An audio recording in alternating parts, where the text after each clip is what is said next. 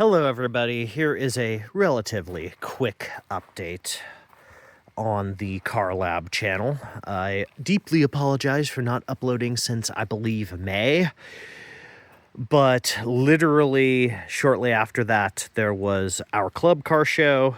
Then I got a job. Then I got another job. So my time has been very, very, very split between actually fixing that, keeping that on the road, which was my inner thing. And I have other things that I do with my life. Isn't that amazing? I write. Yeah, mostly it's writing.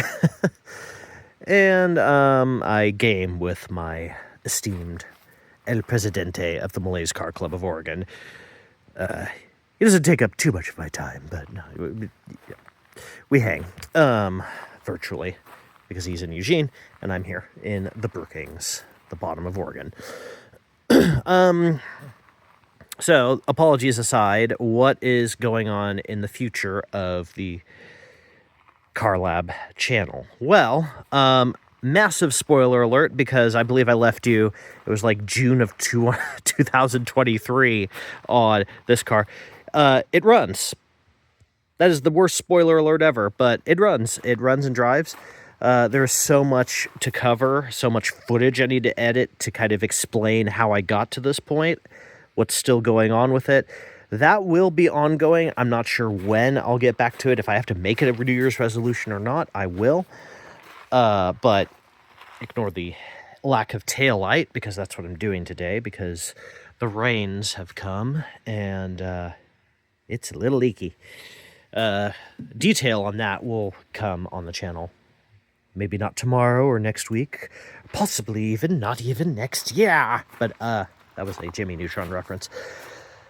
But yeah, just suffice it to say, I have so much footage to edit, and this thing has been, for the last 3 months of dailying, exemplary. It's everything that I wanted and hoped for, and probably more.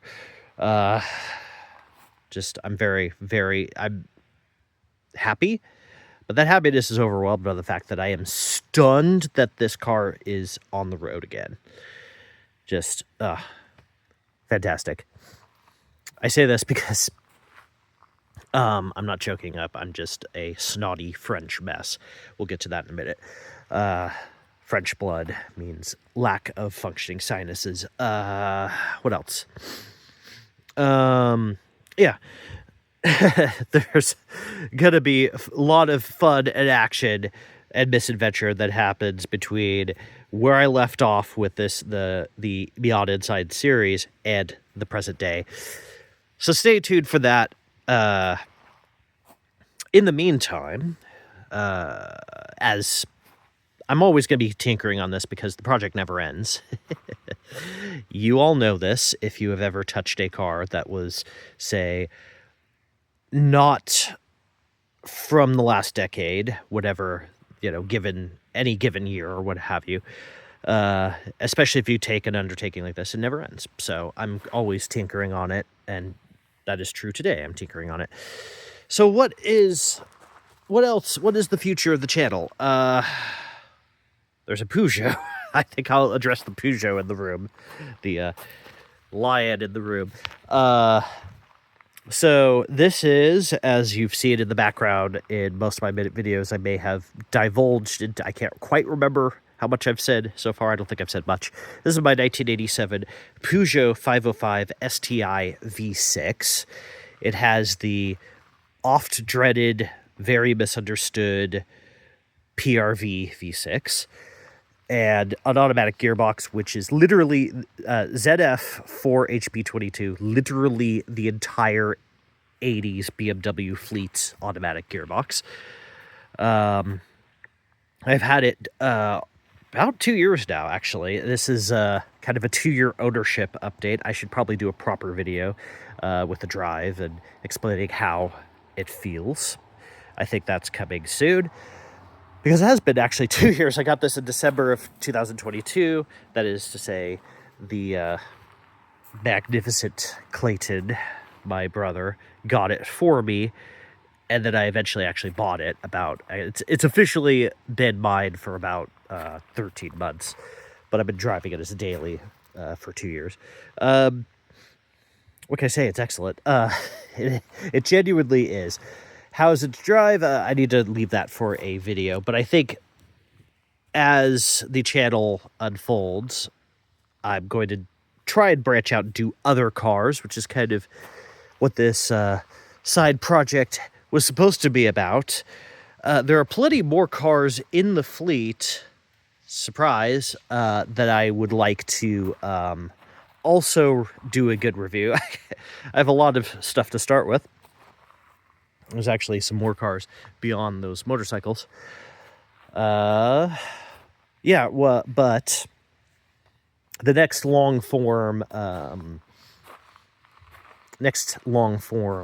video series is going to be about fixing this up, because runs and drives fantastic, has some engine management issues. This is most of the electronics. In fact, I think all the electronics in this are made by Bosch, which is certainly not a bad thing, but it runs and drives great apart from on startup. Over the last few months, it's kind of like it doesn't know what to do with the engine. It like revs a lot and then goes down to almost dying and then revs a lot again. And I will explain that in greater detail. So there's the diagnosing that.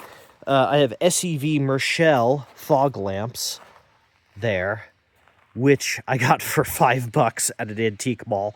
They are like $100 to $500. I can't remember which model those are. I think they're 600s or 700s. I can't remember. I'd have to look at them. Yeah, they're crazy score. They are not hooked up. That's one project because the fog light switch in there is not functional. Lots of other things, little innovations here and there. That needs to be properly attached. The passenger windows don't work. This car, the interior is filthy because I haven't cleaned it, but lots of things. Heated seats in I think the 505 came with heated seats in this country if you spec'd it high. From launch, which is kind of incredible. Heated seats in 1980, the first model year, is pretty wild. But yeah, got a sunroof, doesn't work.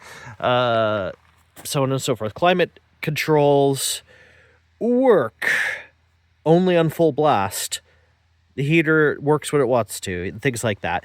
Very much, this is, people have actually said to me in person, this is like the French Mercedes, and I've heard it many times. It is true. I would say the 604 is the most Mercedes-like Peugeot, but this is the last Peugeot. The 505 was the last Peugeot really designed for the African market, for the Sahara Desert. Lots of them are still tootling around down there in sub-Saharan Africa and Saharan Africa. And yeah, it's tough as nails. They look really similar, but this drives like a go-kart. This drives like a magic carpet, if I'm going to be honest. It's different than a American floaty boaty Magnum, Dodge Magnum under there. American floaty boaty land barge. It's just difficult to describe. And yeah, I can't believe I haven't mentioned this before, but this is the car that Zach Pradel reviewed a little over a year ago. And I will say, Zach Pradel of Shooting Cars, it hasn't changed much since then. I've just been driving it. I've tinkered with it here and there. But yeah, that is kind of the next project, is getting this thing up to snuff. I really don't know if I'm going to paint it or not. The paint is abhorrent, as you can see. But, you know, paint is expensive here in the 2020s. If I were to do my own prep work and such, I could probably get away with doing it for $1,000. That's very, very cheap. We will see if I'm gonna spring for it. If I'm gonna even keep this thing for a long time. It's never let me down. It's a pretty car. So maybe I should just keep it and be done with it and then start hoarding stuff when I want something more. But we will see. I have a feeling that we're going to stay together for a while here. Tinkering on it, fixing it up, getting there. Oh no, the war has happened. But anyways, that is a very quick channel update, even though this is already 10 minutes, more than 10 minutes. Thank you all so much for subscribing, for commenting, for nagging me in real life, a few of you, and nagging me digitally on Facebook and such to continue the series. I hear you. I still hear you. Not a day goes by that I don't think about my failures. But I've just been so busy with work and other things, because believe it or not, I do other things with my life, like write, and very soon trying to launch my first book. That book has nothing to do with cars, but my sci-fi book does have a car in it, and it is a Mazda. May or may not try to make a crossover for that sometime in the future. We will see. And yeah, I solemnly swear to try and further this channel. But for now, thank you guys for watching. Stay tuned. I hope more comes.